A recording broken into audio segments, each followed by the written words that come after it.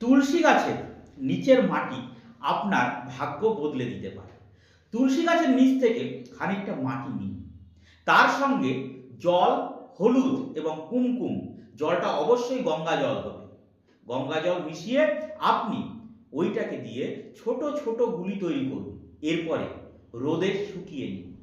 এরপরে ওই ছোটগুলি আপনার পকেটে, আপনার পার্সে, আপনি যদি ব্যবসা করে থাকেন তবে সেই ব্যবসার ক্যাশ বাক্সের মধ্যে, এছাড়া আপনি আপনার ঘরে যেখানে যেখানে মূল্যবান জিনিস, মূল্যবান ধাতু বা অর্থকড়ি রাখেন সেইখানে ওইগুলি রেখে দিতে পারেন। এর জন্য প্রয়োজন হলে আপনি একটা, দুটো, চারটে, 10টা, যতগুলো ইচ্ছা আপনি গুলি তৈরি করুন।